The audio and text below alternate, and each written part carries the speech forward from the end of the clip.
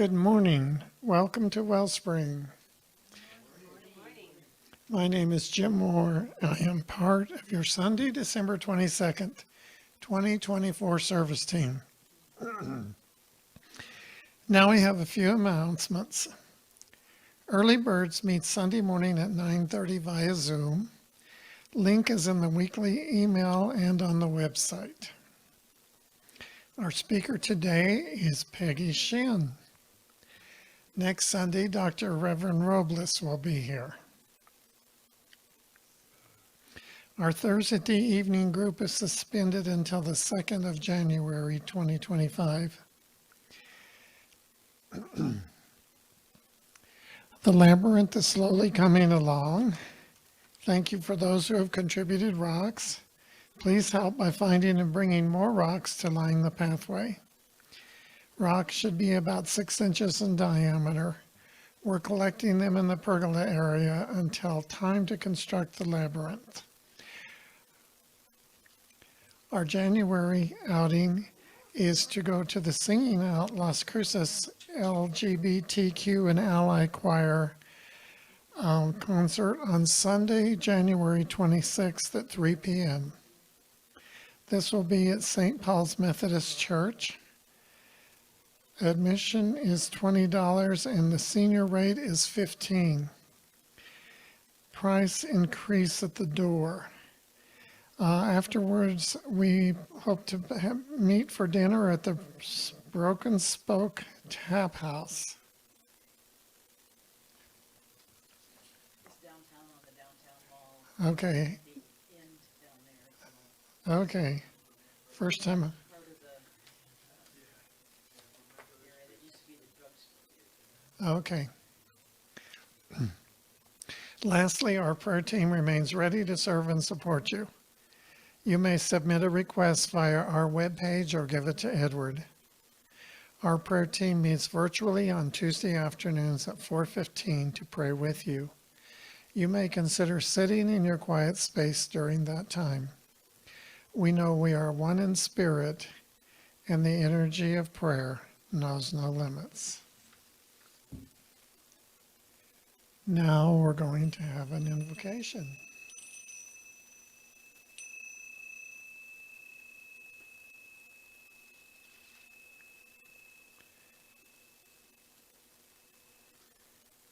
As we gather this morning, we know that Spirit is in this place, that there is nowhere where Spirit is not. We only need to be open to this truth to enrich our lives, hour by hour and day by day. I am so grateful to be a part of this Wellspring Sunday celebration, and grateful that each of you are here as well. Some in person, some on Zoom, and some just in spirit. As we slowly breathe in and out, we realize and acknowledge our oneness, both with each other and with Spirit. I affirm that Peggy's message will resonate with each of us, and that we will gain both wisdom and insight from her words and her presence with us here today. I also affirm that we will be equally blessed by the music provided by Barry and our guest musician, Teresa. May the love and positive vibes that we receive here today flow out into our community, growing and expanding to bless our entire world. Again, I am so grateful to be part of this beacon of light we know as Wellspring, and so it is.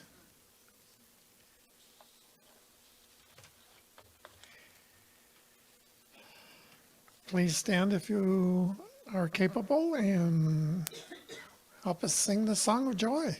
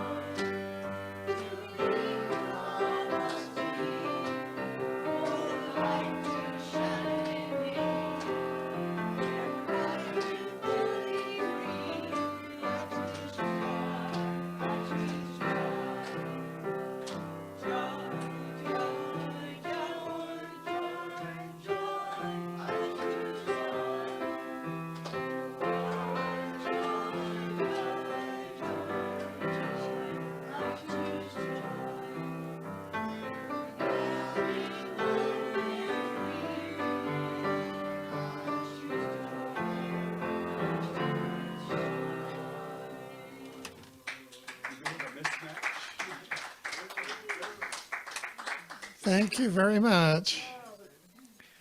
You may be seated if you like, and we will read together our vision, mission, and affirmation. Our vision: to elevate spiritual consciousness in our world. Our mission: to support individual spiritual quests through celebration, study, counsel, loving fellowship, and service. Our affirmation: as I celebrate the joy of the season, I acknowledge that it is the presence of the One, indwelling Spirit, living and breathing through me. Its joy, peace, and love is reflected in my every moment and extends all around me as I go through my daily life. Thank you. And now, our special music from Teresa.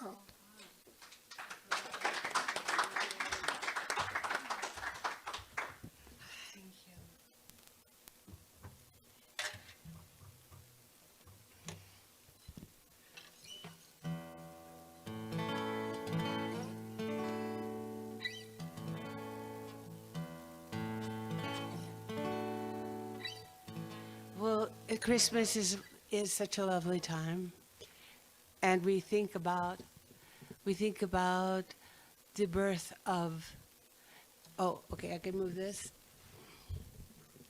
And we think about the birth of the Christ consciousness that is coming to the world. Right? So this song is about that. I wrote it a while back. But this morning I realized it needed another verse, so I wrote it on the way. And I may screw it up, but I'll be forgiven. No. Yeah, no.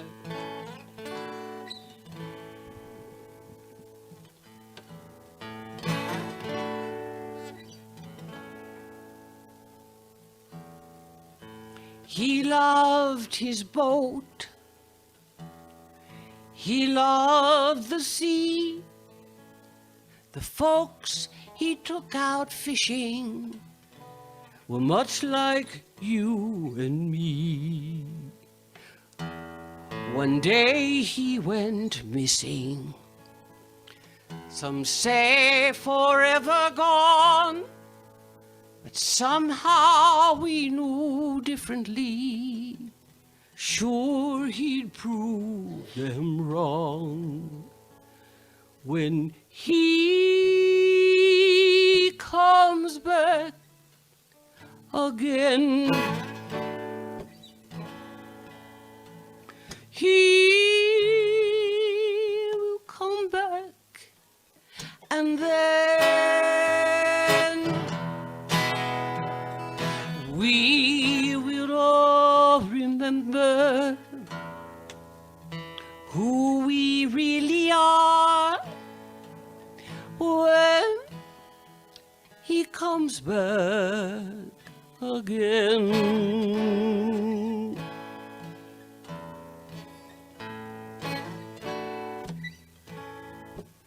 He will have outgrown his clothes. We'll have to take him to a store and fit him out much better than we did before. We'll stand there in the mirror, reflecting side by side the light that blazes within us, that we no more can hide. When he comes back again, he will come back, and then we will all remember who we really are when he comes back again.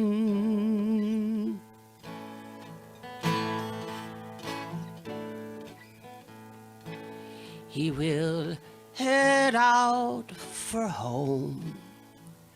He'll follow all the signs, the welcome mat he crosses, to open hearts and minds. At last we'll be together. Such a lovely sight, no reason now to worry, no reason now to fight. When he comes back again, he'll come back, and then we will all remember who we really are when he comes back again. When we remember who we really are, then he's come back again.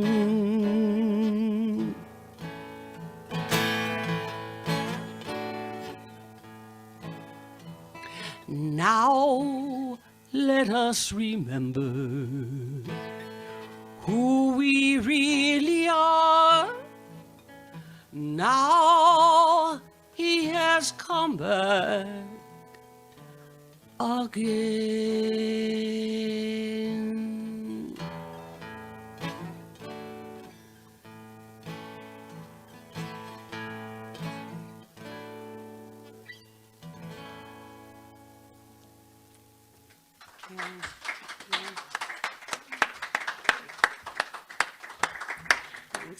Thank you. That was awesome.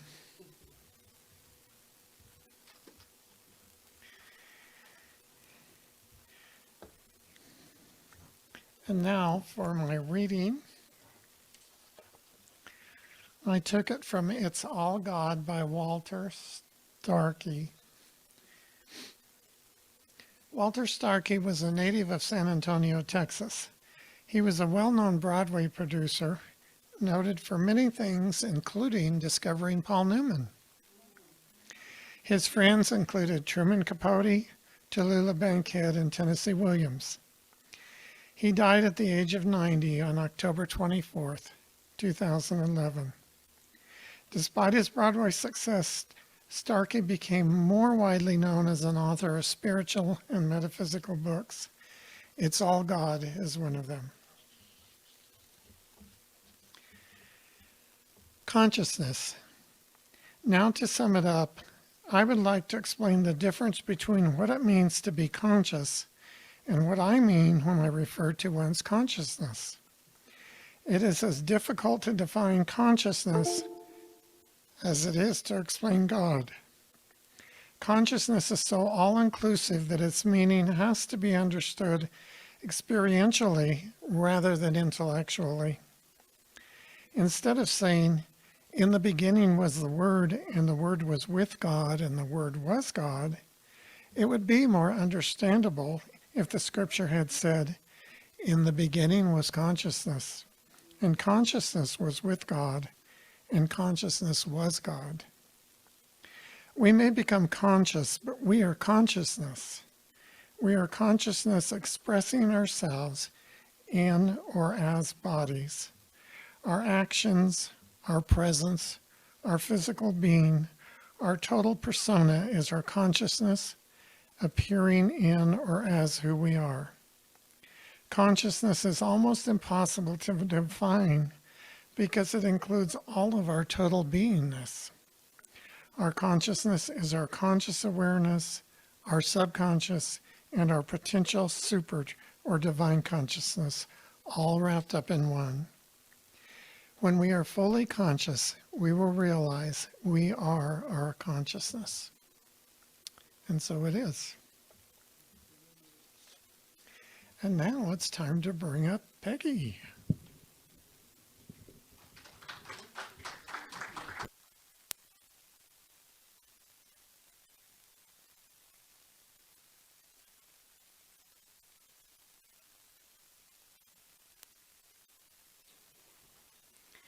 Good morning. So my name is Peggy Shinn. I'm a practitioner of religious science I'm a practitioner of religious science emerita. So it's more than 20 plus years.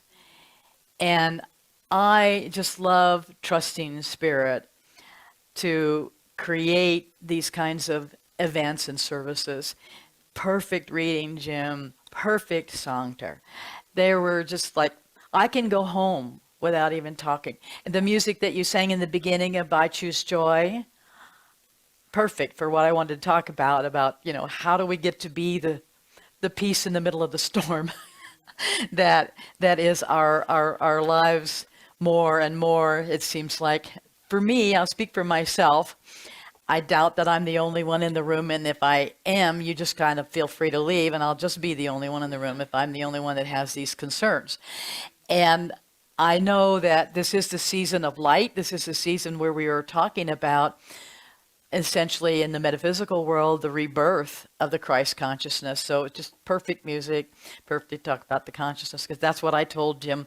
I said, I don't even know what I'm going to talk about yet when he wrote me, because I am kind of filling in today at a latter minute in time. But I knew that I was going to talk about consciousness. Edward told me that's what he was going to talk about if he spoke. So I thought, okay, it's all good because it's all God. All God, it's all good, right? So here we are looking at who are we as consciousness, as Jim's talking about. How do we get to the higher consciousness? One of the things that I believe about where we are, at least in our country and maybe in the world as we know it, in our own treaty world as we know it, is that we've got to find common ground in order to get to higher ground. And I feel, and this I've said this for many, many years, the whole concept that anybody has that my way or the highway is not going to get us to any way. And so I've been talking about this. I spoke at the center in Ajijic, where my practitioner's license is in Mexico, before I left to come back here. I spoke at the Center for Spiritual Living last week about the same kinds of things that I'm going to talk to you about today, because it just doesn't seem to be fully experiential in my consciousness yet. So I'm working with me, and I just invite you to take the journey here with me today. So one of the things that, and the title of my talk today is Supersize Your Consciousness. And I've been looking at this book by Florence Scovel Shinn. No relationship to me that I am aware of. And Shinn is my married name in a family that wasn't very, very big to begin with. The only son of an only son kind of a thing. And so their name wasn't, in my world of the family, didn't go that far. But this book by Florence Scovel Shinn was first published in 1925. I've been kind of going back to the fundamentals of things that I first started reading and learning and being taught and teaching in the world of science of mind and Centers for Spiritual Living, as it's called now, which was the first Church of Religious Science when I came in the doors in 1992. So I really resonate well still with my early books that I read and the early teachers that I had and the things that I try to teach. And I believe that, I think part of my purpose on the planet is, I've said this for many years, that my purpose on the planet is to be a student and a teacher in whatever order it shows up. And I think it always is showing up more as being the student than it ever is as the teacher, because even as the teacher, you're a student. And this is the way I feel right now, is that I'm back to needing to be at the beginner's level, needing to be at the, okay, how do we do this now? When some of the things that I've believed and thought and felt and always had the expectation and hope of don't quite seem to be on the horizon anymore. And so where do we go with that? And one of the other things that happened, I was reading this book, and I usually go to my bookshelf and I pick things out, and I just, it's all intuitive for me. It's just like or it falls out of the rack, right? And so I pulled a few things out, and I had already known I was going to talk from this book. Right after Edward talked to me, I thought about it.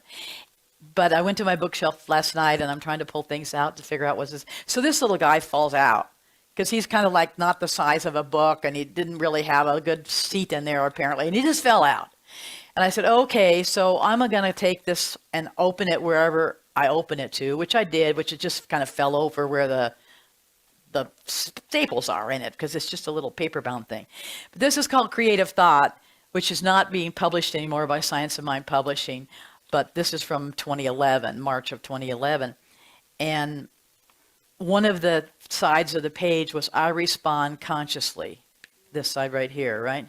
So I read that. So then I go to close the book up, and I decide, I'm going to look and see who this is, who the editor was at that time, right? And I look at the photo. I don't know that woman. I don't think I've ever known who she was.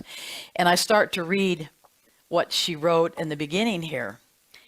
And she's talking about a book that she was reading, which just happens to have the same concepts that this was in Florence Scovel Shinn. So I'm going to talk to you about both of them when we get to it here. And so what I want to start off with, though, is a little bit of that common ground that is also higher ground that I think we can reach pretty quickly amongst ourselves here in learning how to achieve a higher level of consciousness in our daily life. Just take the lyrics of that song that we sang at the very beginning that we had a tough time with. I had a tough time with it, Barry. I'm sorry. I didn't know the song that well. But it's basically, to me, all of the words came down to the final end, which was, I choose joy. And in my mind, I'm just adding, no matter what. So it can give all these excuses and all these reasons why we could have something else to choose except joy in the lyrics of the song. In this moment in daily life, that's really what I want to talk about. I wrote in here, achieving a higher consciousness in our daily lives. You talked about that in your reading too, as well as the song, as well as what happens when Jesus comes back to a daily life. You got to go to the store and buy new clothes. There's nothing other than our 3D world that we can work with. And we are the only body that Christ has on the planet right now. Okay? So that there's nothing else out there in the Christ consciousness that cannot be affected through our bodies, through our consciousness, through our capacity to take that in and live it. Be that consciousness. So you're not going to get the talk I wrote down here because we're not going to have time for it all. But I wanted to say all these things about how this is shaping up right here for today's work. And all of a sudden, I can't get to my notes here. So that's just as well, I suppose. But in our daily lives, where we feel like I do, okay, like I said, I'm speaking for myself. I feel like I'm getting the assault weapon. I feel like I'm getting the Gatling gun every day. Da-da-da-da-da-da-da-da, one thing after the other. And I have this very deep belief that I'm trying to activate better in my world right now, which is that I won't choose to be at the affect of something I cannot have any effect upon. Because it is just futile, And I have to do what I can where I am with what I have. And being here and having the opportunity to be here with you guys is one of those things.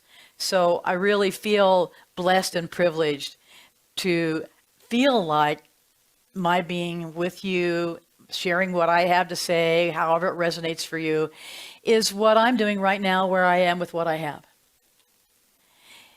So I'm going to talk about Be the Christ Consciousness, but I had a few questions that I wanted to ask you all first of all, and then somehow or another this thing skipped the whole end of the notes here, and I'm trying to get back through it because I have them in big letters so I can read them, and I still have to put my glasses up and down, it seems like. The first question that I wanted to really ask you is, are you ready today to receive what we're going to talk about?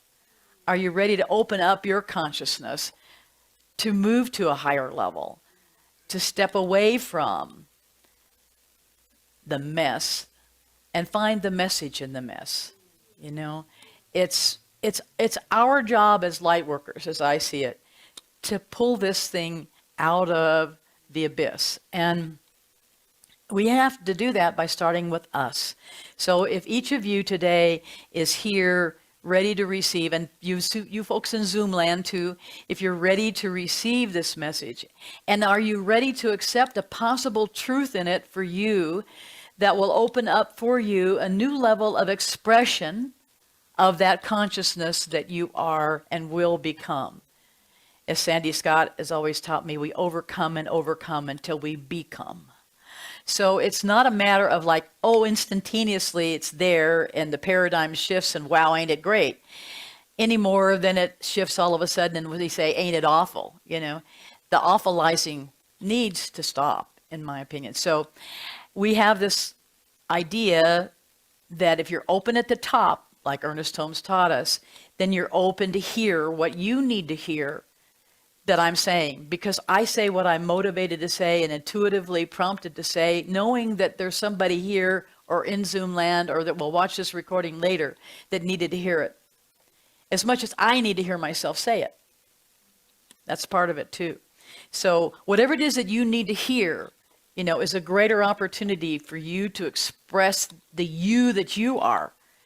Not the you that maybe you've been faking it on. Not the one that's been doing the spiritual bypass. Not that one. But the one that's truly the you that is the consciousness that you are, that Jim read to us about, where it's a holistic approach and an experimental approach. And every one of us has a personality through which we determine our reality, our personal reality. So that consciousness is changing our personality at the same time that we're changing the higher level of it. And that's how we get into the world, into our daily lives, and respond to what's happening in our day, in our moment, rather than react. And let you know that I want to let you know that I'd be using the word God some today, like it's all God. And some people, you know, that word is a little bit triggering. And I just want you to know that you can substitute any other word in your mind when I say the word God, when Jim reads the word God, when the music talks about Christ, any of those words that might bother you, you choose joy instead, right? Or you choose love instead, or any word that opens your heart. Because until the heart is open, the mind isn't really open. You know, we talk about having an open mind, but in reality, it comes from the heart level, where if we're not compassionate about what's happening, if we're not able to perceive at a level of love, and this is what I encourage you to get to love and above on David Hawkins' Omega chart of the frequency level. We want to get to love and above and stay as high above that as we possibly can every moment of time. And that's our daily lives. We can't just like show up on a Sunday and come and hear the wonderful, inspiring music and the words of the wisdom that are spoken by the speakers or by the people who read the readings, and the whole group of community, and get all lifted up and walk out the door and, you know, can't get out of the parking lot without, you know. So that's the world that we're living in now, that I'm living in now, that I'm working with myself on. And if anything that I'm doing or that I'm sharing with you helps you, God bless us all, right? We just want to be able to stake that joy and be in it and live it and choose it every time we have the chance to. So let's just know that in our world, we agree that this thing that we're choosing to call God is omnipresent, omniscient, omnipotent. And if we can share that belief, then we can get somewhere here today, I think, where we understand it's all God, and it's all in God, and God is in all. Right? So anything that we're looking at, we're looking with, right? So we are God. And if we believe in our own consciousness level that we have that Christ consciousness within us, or it's coming back, it's being reborn, it's here now. If we allow that to be who we see ourselves as, what we identify with, and that what that personality can take on.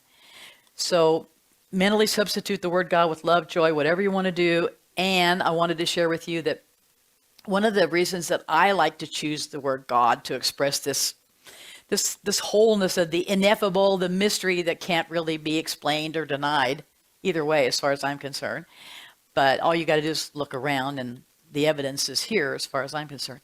But I learned in my 12-step times that there's an acronym from God, GOD, good orderly direction. And part of that always takes me, it's for us to learn to live a life that has a good orderly direction is part of the concept there. But when I layer on the science of mind and the metaphysical part of it, and the new thought part of it, I see it as good orderly direction. We can always count on God for that to be the result. You know, that is what's happening, whether we recognize it or whether we accept it or not. And when we don't accept anything that comes our way and we stay stuck in the resistance to it, there's a whole chapter in here in this book on non-resistance. The law, she calls it the law of non-resistance.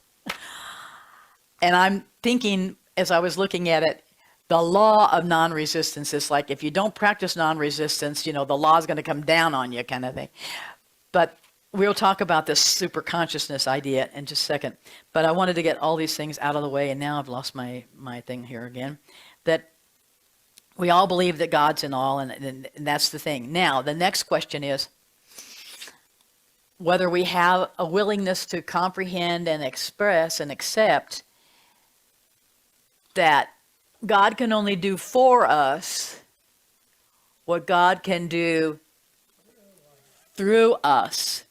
Great.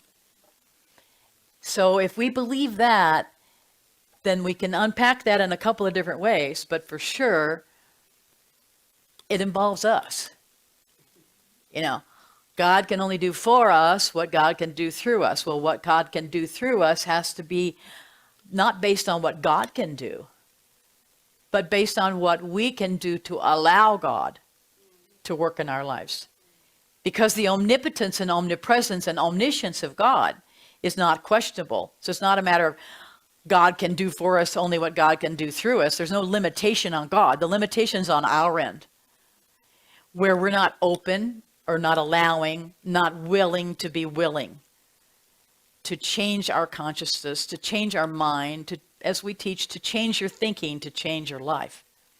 That is the bottom line ticket for it. So if we can all subscribe to all of these things that I've set up here, then we're all in the right room. And if anybody isn't, I'm sorry, but you know, you may leave if you wish. And we're going to talk a little bit more then about these questions that we've been asking ourselves lately, if you've been like me. The age-old question of, why does this happen? Why does God let this happen? You know, we look out at our world and we have this perspective that comes from maybe our starter church, you know, where there's some sort of spiritual payoff if you do the right thing and you say the right thing and you behave the right way and all these things that you're taught in the starter church, that you're going to have this spiritual payoff and God's going to take care of you, or God's going to take care of you in your own, or whatever, you know.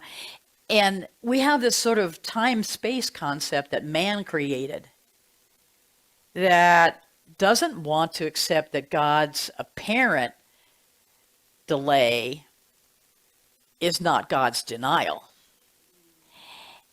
And when we're living in this slice of time, and for many of us in this room, including me, that slice is getting thinner of what's remaining in the likelihood of our physical being on the planet.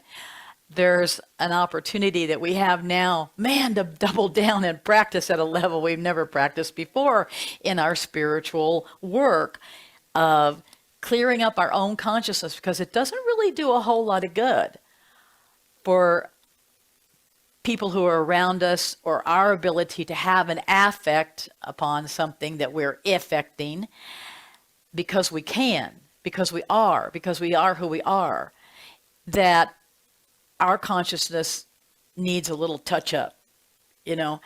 So we got to do the work first. So what I think that happens a lot of times when we ask ourselves that question about, well, why is this happening? Why is God letting these things happen? Why are all these children suffering in Gaza? You know, all these kinds of things we get from the news. If we didn't know, it wouldn't hurt us. You know, my dad used to say, what you don't know can't hurt you. And I think there's truth to that. There's truth to that we're so at the affect of the news that we cannot have any effect upon. And we sit in that. And we sit in it, we sit on it, but we don't sit with it. You know, we'll sit with it long enough to maybe get a little bit of an edge on, okay, how could this really work out, and what's this about, and what's the consciousness level here? But when we're just sitting in it, we're all the, poor pitiful me, and poor pitiful them. And that really, has to happen too. We have to have our feeling, but we don't have to, as Geneva taught me. Do you guys remember Geneva? You can step into hell, but don't hang up your hat, honey. And so we just don't want to stay there. And Eckhart Tolle, in more recent times, has taught us, we don't want to stay in the pain body. You want to have the feeling. We want to acknowledge that as human beings and as physical beings, we have feelings, and we have that experiential aspect of the feeling that is the teacher, that is the information that's coming in. But we don't want to get stuck in that. What we're looking at, as I foresee it, is we're sitting at the edge of the paradigm shift that is tectonic. And it seems like all I want to do is resist it. So I have to go back and read that chapter again, right? About non-resistance, the law of non-resistance. And the world just seems to be, like at the human and the planetary level, producing what seems to be a lot of harm and suffering. And it's hard to not be asking the question, why these things happen. And when we're looking outside of ourselves for the answers, what we're really doing, according to our teachings and sides of mind, we're looking at the effect, not at the cause. When we're looking at the external, this thing already got created twice before it's here. So the first cause has already happened. And the place where it could have been changed and redesigned or modified or, chopped into smaller pieces or whatever is already passed. And if I don't look at the internal part, which is at the first cause level, that's where the change can take place. I have to change my thinking at that first cause level. And in today's world, my thinking has to change more around what I'm choosing to interpret things as. And what I'm reacting to rather than responding to. So how once in a while, life happens, right? And it seems like every day, or in my world, like every hour, every moment, I'm wanting to push back. I want to push back against it. That's my first reaction, my first response. And I have to keep reading that chapter till I get it. Because bemoaning things or lamenting the loss or whatever is not going to make anything really come back or change. We're not going to make any of it again. Whether it's make the country great again, whatever, any of that stuff is not going to happen. So we just sit in our resistance of the illness or the loss or the upset. If we get stuck there, that's where we are. And what we have really is a lot of opportunity, a lot of possibility. And we can make a choice. We're still at our free will. It feels like we're not, right? It feels like but what happened to this idea of free will and personal choice? Yeah, what happened? Well, we still have it.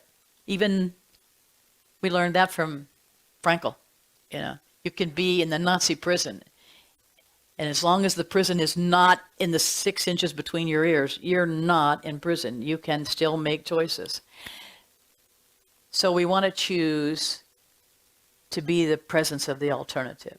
We want to choose to be the light worker. We want to choose to have the highest level of consciousness we can conjure up today. From our spiritual practices, from our ability to comprehend things from a different perspective and not get just all wrapped around the axle on the literalness of it all, right? So what these two things that I brought to read to you talk about is this 3 levels of consciousness. And so Florence Scovel Shinn has this part in here where she talks about 3 departments of the mind, she calls it. Departments, like the elevator goes up, right? So the subconscious would be at the lower level, and then the conscious, and then the superconscious. And the superconscious is to be what I'm wanting to aspire to be, and to find whatever inspiration is available to me to hold that aspiration. So the subconscious is simply power without direction, because it's just kind of like the malleable part of what we have in the middle of the symbol of the science of mind, where we have everything that's ever been thought, said, or done in our lives and the lives of others and the collective humanity and whatever's out there. That's the subconscious mind. And a lot of stuff is stuck there that we might, like what I said earlier about, you might be triggered by the word God. Well, that comes from your subconscious somewhere. The conscious is a she says that it's simply power without direction, and it's like a stream of electricity, and it does what it's directed to do. That's the part that always says yes, right? It has no power of induction. So she says, whatever a man feels deeply or images clearly, we can't even, that's another whole, workshop is imagination, is impressed upon the subconscious mind and carried out in the minutest detail. The conscious mind has been called the mortal or the carnal mind. You have to remember 1925 language here. It's the human mind and sees life as it appears to be. That's in italics. It sees death, disaster, sickness, poverty, limitation of every kind, and it impresses that upon the subconscious. Now, the superconscious mind is the God mind, or what we call today the Christ consciousness mind that we were hearing about in the song. And it is the perfect pattern. That was what Plato called it. The divine design, for there is divine design, and there is a place that you are to fill and no one else can fill on the planet, something that you are to do which no one else can do. There's a perfect picture of this in the superconscious mind, and it usually flashes across the conscious at an unattainable ideal. Oh, that's too hard. Oh, that's too something that's too good to be true. And in reality, it's really your destiny. And it's yours from the infinite intelligence, which is within you, that has brought it to your attention. But you're like pushing it back. Many people are in ignorance of their true purpose and striving for things and situations that don't really belong to them and would only bring failure and dissatisfaction if they actually attained them. So that's kind of her 3 departments of the mind, and you can figure out what floor your elevator's on. This gal here, that I don't even know what her name is because I can't read her handwriting at the bottom, and I haven't taken time to find out what's in this. Oh, Cynthia Calavacante or something like that is her name. She said that she was reading this book by Charles Fillmore. You remember who Charles Fillmore is? One of the founders of Unity, right? So she was reading this book by Charles Fillmore, positing the 3 phases of the human mind: the conscious, the subconscious, and the superconscious. Now, where would I get 2 books that I pick off my shelf in a couple of days that are going to say these same words, right? Amazing. I have to be needing to hear this because that's the way I think it works. God speaks to me through others and speaks to me through the books that fall off my bookshelf. So it says that the superconscious mind is akin to the Christ mind. It is a spiritual consciousness based on truth, capital T. Our supermind is perfect mind because it is created in an absolute relationship of ours to the divine. And she goes on to talk about a chapter in the book. The book is called Dynamics for Living, that she was reading by Fillmore. And he talked about health, and he had a section entitled The God Imprint in there, where she talks about that we're imprinted in 2 body pictures on our supermind, the supermind being the superconscious mind. The first picture is the natural body, the second is the spiritual body, and at the same time, we have this primal cell, every component necessary to build both. And we're granted complete control. Here's your self-will again. We're granted complete control over the atoms and the cells from which our objective body was created. Just as God brought us into an existence by the power of the Word, we create our body by the power of the Word. That is the other part of my talk, is to talk to you about the power of the Word. So that when you get to this place of, woe is me, what do I do, how can I be? I have here, it comes down to how we define the events and ourselves within them. That's vastly important in telling ourselves a new story. That's the power of the Word.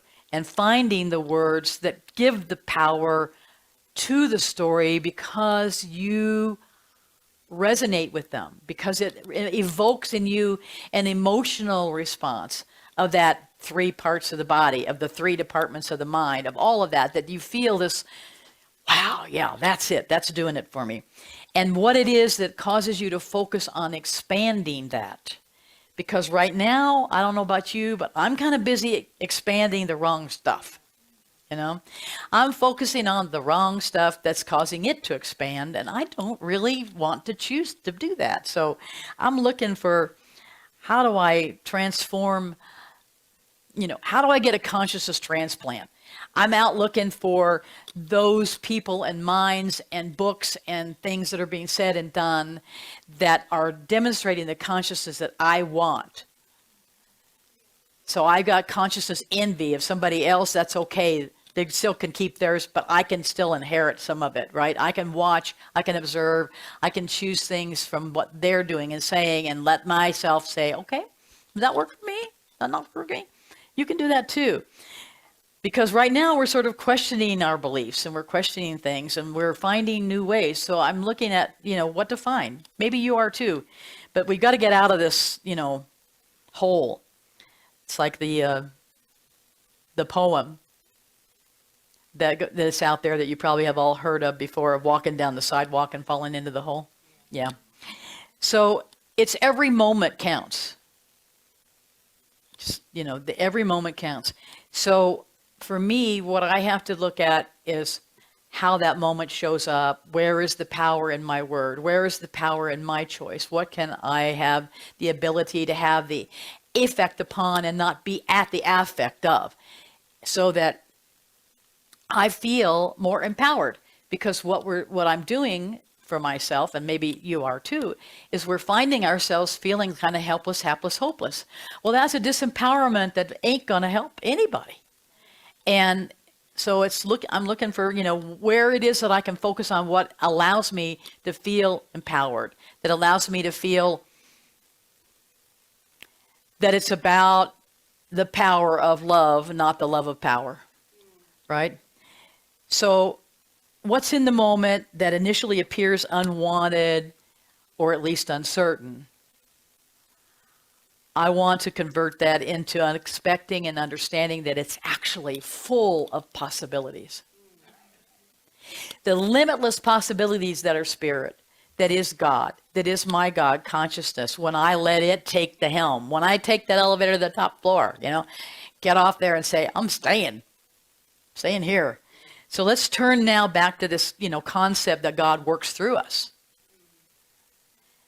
Not just for us, or, we teach in this is that God, that the whole presence of spirit is in, around, through, and for us. And so through us and others, it's not just me that God's working through, it's you and you and you and you and you. That also God's working through. And the more we can kind of like coalesce around what we're focused on, the more likelihood. Margaret Mead is the one who said, never underestimate the power of a few people in a group, that no change ever happened without it. So don't be disillusioned and thinking, oh, well, I'm only one person, I can't do anything, So what we're experiencing in this choice of free will is that we can't choose what's going on in our lives. Well, we can't choose what happens to us, but we can choose what happens through us. Because we're in control of what that channel is that's opened or closed or blocked up or corroded or the pipes are rusted or, whatever. We're in choice about that. And we can respond to whatever that story is that we tell ourselves. And it's all about the imagination. It goes back to the imagination. If we have the capacity to imagine still, like that little child that's at the beginner stage again, then we can choose to see things differently from our imagine. And one of the things that Florence talks about in this book is a term that I haven't heard used much in recent years, make-believe. And I read those words and it went, make-believe. Well, of course, we see that as pretending or whatever. But what I recognized in the words when I read it again is that we are making ourselves believe something when we make believe. It becomes more than just the fantasy when we get totally involved in it. So again, that's the power of the word and the power of the consciousness. And what I want to do in the moment that shows up for me, I want to choose to ask first what's in me for the moment, rather than what's in the moment for me. And I believe that that'll make a difference if I can stay conscious enough to do it, right? And this whole thing in here, she goes on further here to talk about the response. So it's that our ability to respond. Now, that's what I call responsibility. The responsibility that we have in every moment, and to ourselves and others, isn't an obligation, isn't like we caused it, isn't a culpability kind of a thing. It is the ability to respond. And that's how I choose to interpret that word. The same thing about, when I say that one of my greatest abilities, if I would make more time in my life for others and circumstances that I want to pursue, would be my availability. And sometimes I'm not available to learn new things. I'm not available to the moment. If I'm stuck in the past, worried about the future, I'm not available to the moment, to that presence of the omniscient, omnipotent, omni-everything spirit that is the essence of who is in me. If I just let it be, let it go and let God. That's one of the other chapters in here. She talks about casting the burden. She got a whole chapter in here about casting the burden, which basically says let go and let God.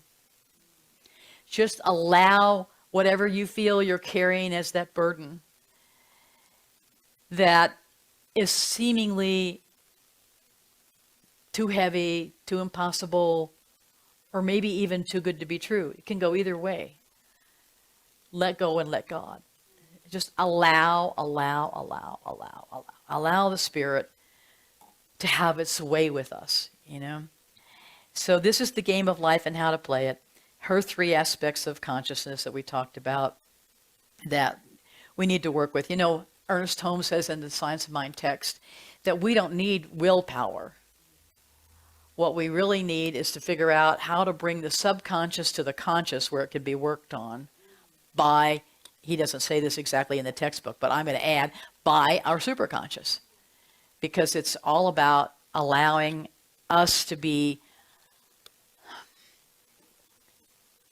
who we are, as you said in the song, but also whose we are.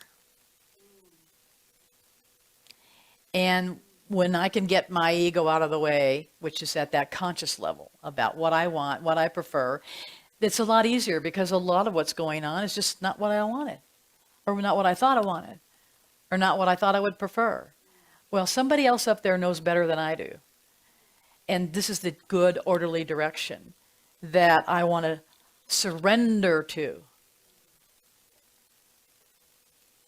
So the superconscious lives within us as the God mind and is a better way of experiencing God in our lives. This is what Jim read to us about, the experiential necessity. So this isn't about listening to me or reading books or watching the news on TV and, throwing your coffee cup at it. It is not about any of those things as much as it is about sit in your consciousness. And the superconscious is where we pray from, is where we meditate with, is where we allow guidance to come in to show us the next indicated thing, the next right direction, which may be sit still and shut up. Be still and know God. And allow that to wash over you. Allow that love to wash over you. Allow that joy to come back. Choose the joy. Seek ye first the kingdom that is within. That's where the joy is. And that's where the superconsciousness is available to us. To be the Christ consciousness as God does through you, what God can do for you and others if you allow it. And we comprehend through that experiential activity that there truly is a power for good in the universe. And we can use it. And that's what Ernest says. And I always add, and we can allow it to use us. So this is how it works from my perspective. And how we work it is to access and stay in that superconsciousness level as much as we possibly can And it's like going to McDonald's and saying, supersize my meal. We're just throwing it out there to spirit, supersize my consciousness. I want that super consciousness to have its way with me, allow me to choose joy, to meditate and to play from that. That's the place we play from too. It's our inner virtual assistant if we let it be. And we can release ourselves over to the spoken word that has the power, that brings us to the level of empowerment rather than keeping us in this disempowered, hopeless, helpless stage. So give it to God. Release those fears and doubts and the resistance, knowing we have to know, or we have to just say we don't believe this crap anymore, right? We have to know that there is a greater good that will prevail. It's not like it's a spiritual payoff, but it's a greater good that will prevail. And we have to allow ourselves to be in the midst of this involution and evolution that's going on. Now, the involution, as Ernest teaches us, that's the part we start with in here, because we can't evolve until we have involved. The information level that we're operating from is kind of like Einstein's word about, you can't solve the problem at the level of consciousness that created it.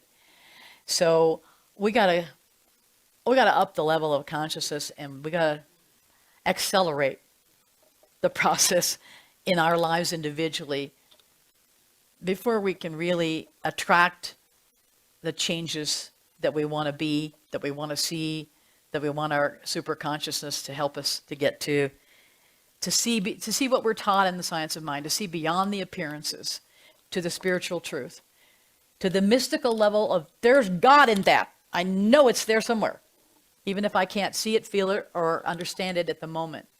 There is that greater good, that good orderly direction that's operational in our lives, and we want to abide in that. Choose joy. Not just be working on our consciousness or trying to get something fixed in the problem level with that wrong consciousness that created it, where we're just only talking to God when we want to dial the 911. We've got to do the 411. We got to take that information and we got to be working on it every day in our daily spiritual practices. So whatever works for you, prayer, meditation, taking a walk, taking the dog out, playing with nature, what any of those things are that gets you to the higher level of consciousness. And you can tell the difference. You feel the frequency in your body. The body is the somatic alert system that lets you know how you're feeling. And choose the feeling you want. Choose joy. Sit with yourself this afternoon for a little bit and think about that song. And what do I feel when I'm feeling joy? What brings me that? Where do I go with that? I don't care if it's watching Three Stooges movies. Do something that gets you to the level of laughter and joy and out of the dumps, right? Because you can tap into that super consciousness much more easily at that point. So we're seeking and feeling this first thing becomes our pattern. Like what's talked about here about the God pattern, the perfect pattern from the Play-Doh that Scoville Shinn's book mentioned in the part that I read to you. And that's it. That is us, around, through, and for us. And accept and believe that one of my lines is, it's all for my good, and then nobody's misbehaving. And if I can hold myself to that principle, that nobody's misbehaving and it's all for my good, then I can let go of whatever it is and look for where is the good. Put my time and energy in focusing on the good and move beyond the circumstances of the situation. And I would recommend to you as a little homework also, take your Science of Mind text and find the 500 pages and beyond, where Ernest has all the meditations and the prayers for the different conditions and what have you. And allow yourself to read those a little bit every day to help, make that consciousness shift before you get out the door, before you turn on the telephone, before you turn on the news, before you pick up the newspaper, before you say, good morning practically. Lay there in bed and say, thank you, God, for another day, and thank you for all the blessings I'm about to receive. Now, the blessings I'm about to receive may not look like blessings initially.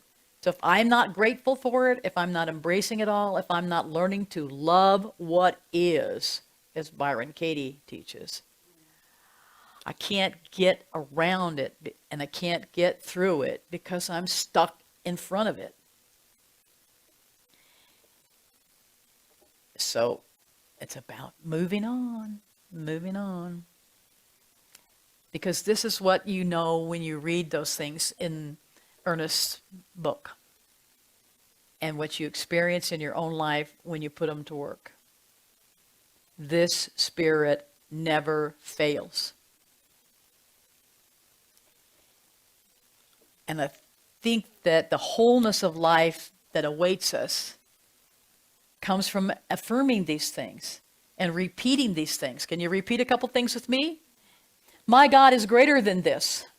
My God is greater than this. I have a right to live in victory. I have a right to live in victory. Only good is taking place. Only good is taking place. There is greater good to come. There's greater good to come. So get grateful about all of what's coming. Get grateful about what's happening today. Get grateful about any and all of it.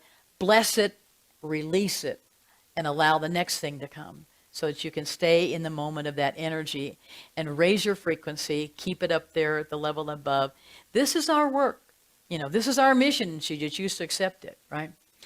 And so the other things that she has in that I want to talk about, or that kind of summed up, is you release your personal focus. When something goes like bangs you in the forehead, right? Release your personal focus. It is not about you. And then say to yourself that everything always works out. Everything always works out, right? And make the divine your true partner. Get to that super consciousness level to know that that divine within you is the directing force in your life, and you're letting it be that. And then let go. Detach from the outcome. Toughest part of all of it. Because that's where it is for me. I'm so damn attached to the outcome and so resistant of what's going down, it seems like to me, that I'm holding myself back. And when I hold myself back, I hold the universe back. And the same goes for you. You know, all of us are contributing to the quantum field. So if I can't ask myself every day, what did I contribute to the quantum field that was positive, beneficial, the good, the true, and the beautiful, then there's another day, I'll do better tomorrow. But the most important thing is to get that consciousness and that mind above the subconscious to the superconscious, to be lifted up, to lift yourself up, and to know how to help lift up others. And we'll soldier on, right? And know that our good is always awaiting us. It's a matter of how we choose to see it, what we choose to understand from it, what we're willing to accept about it, because it's like the serenity prayer, you know. We have to have the courage to change the things that we can. And that's really a very small list. Starts with me, you know. And to accept the things that we cannot change, which is pretty much all of it. And the wisdom to know, like I said, that it's me. And when I say that with that kind of terminology, you know, that I've changed over the years, the way the serenity prayer is worded. God, grant me the serenity to accept the things I cannot change, the courage to change the things I can, and the wisdom to know that's me. Then it gets refocused at the level that it ought to have been, and I can hold myself to that little bit of you should have had a oughta kind of thing, and change me. And I'm going to just close up here because I'm running late, and I'm supposed to do the treatment, right? Okay. So let's just like breathe this all in and take it in, hold ourselves in that water of the sea of consciousness that we are, acknowledging that we're perfect, whole, and complete as we are, and there's room for more. That the consciousness of spirit that we are is the divine within us, We recognize and acknowledge that unity, that oneness.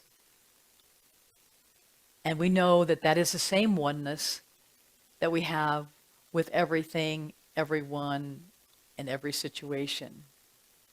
There is a part of me in it all. And there's a part of all of it that is me. So it's about me, and it's never about me. And that paradox is the one to be embraced. And I see myself and others here during this next week, the next hour, the next day, rethinking, re-examining, reflecting on our current level of consciousness, how that's showing up for us and others in our world, and how are we contributing to that quantum field from a positive perspective. The tipping point is out there, and each one of us is a part of that consciousness raising to get the level of consciousness on the planet for this shift to become the next greatest thing.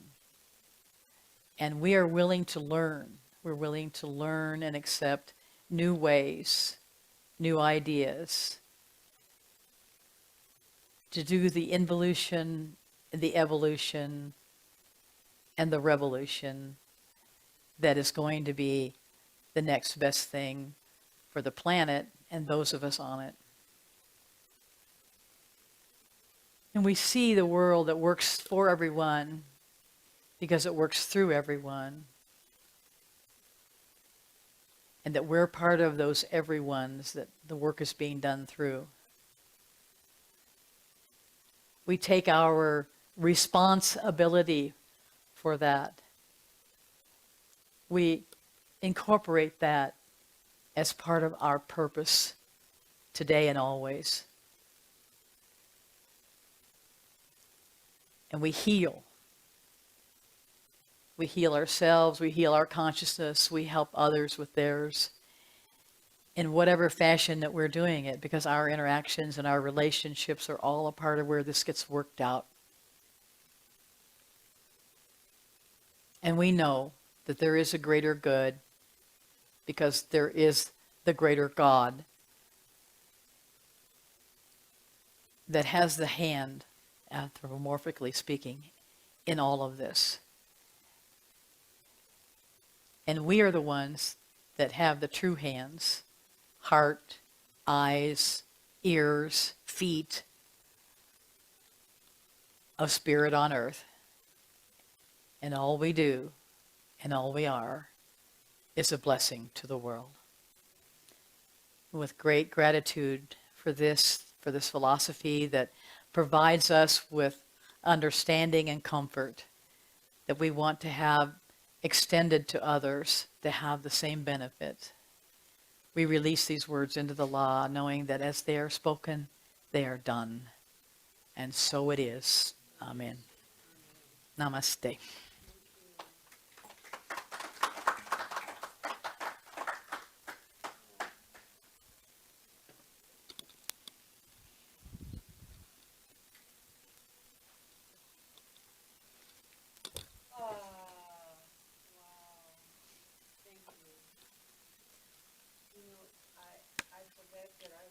I think you forgot the mic's not on. Oh, there you go.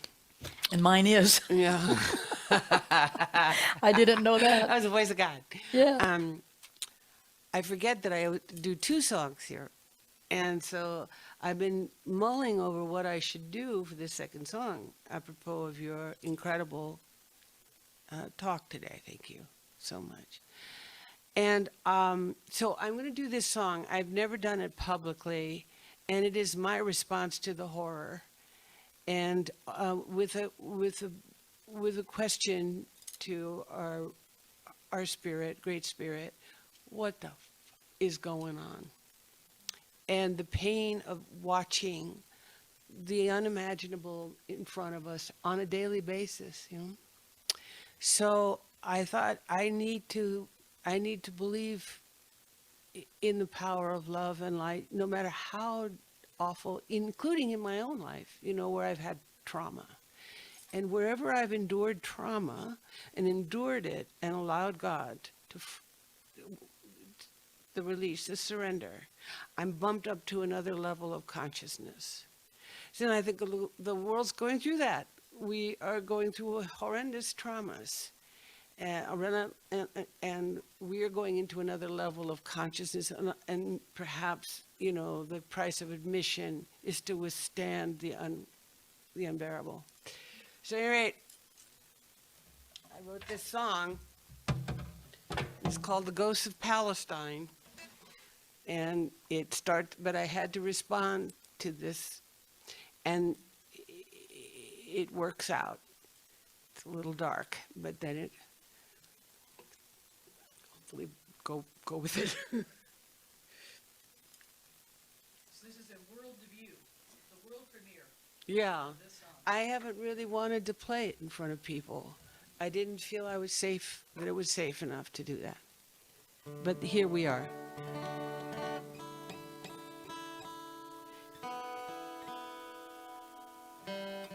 And the music is a ministry, I have to ask permission and put everything on the altar, right?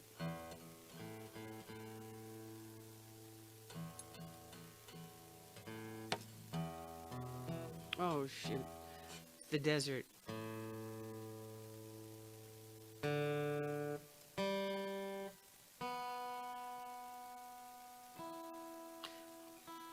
So just quickly, when I think of the people who are being decimated in Gaza, then I ask myself, it's hard to make a transition like that. People are not in a bed surrounded by loved ones holding their hand. It's a very traumatic transition. And who could understand and help them in that experience? And I think this song tries to answer that question.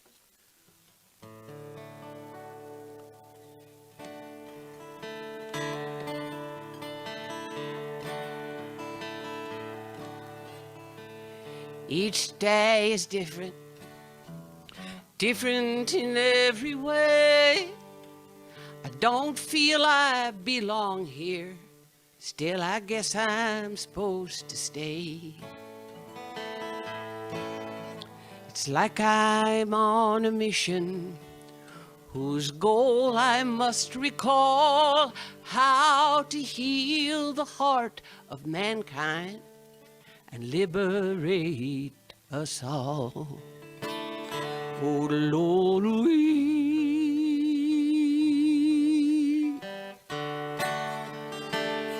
oh Lord,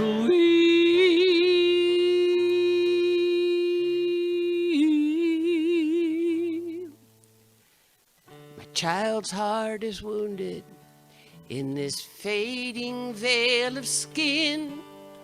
I can't believe the world could see such cruelty again.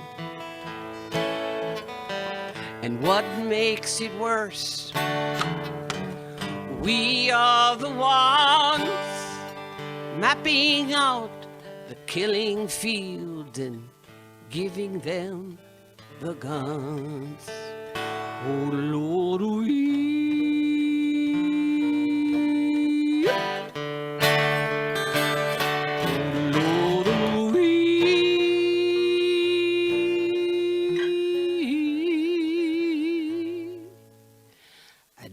I saw them struggle as they waded on to the shore. The ghosts of Palestine murdered in the war, and waiting there to guide them into heaven's loving arms, souls that once wore death camp rags and fading yellow stars. Oh Lord, oh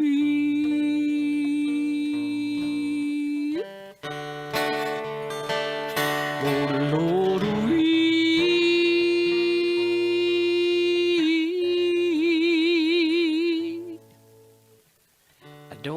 feel much better. I think you understand. There's kindness in your eyes. May I please hold your hand? And maybe then together we will recall how to heal the heart of mankind and liberate us all. How to heal the heart of mankind and liberate us all.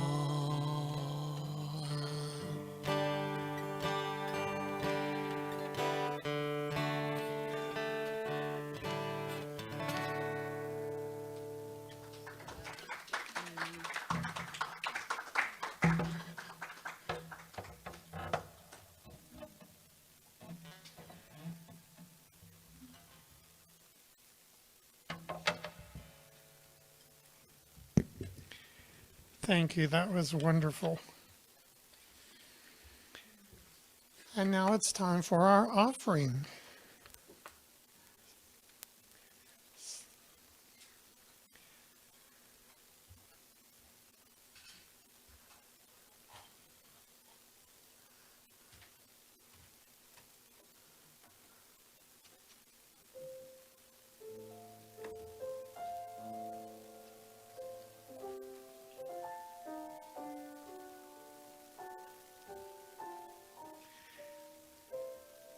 As we acknowledge and receive our virtual and in-person gifts, we give great thanks for the offerings already given and those we will be receiving, because we know that giving and receiving are both part of the one flow. We affirm that we are also part of that flow. We bless these gifts and know they are multiplied throughout our community. Thank you, Dean. There are a number of folks who have contributed to the production of this service, and we are grateful for their service. Our musician, our pianist, our speaker, each of us are invaluable. We thank you for joining us today in Zoom land and here in the sanctuary. Lastly, stay around in the Zoom meeting after service to visit or join us in the social hall. Please stand as you are able and read with me the benediction, followed by our congregational song. Spirit in the midst of us is mighty. Joy, peace, and eternal life are our true nature, and through us into the world, and so it is.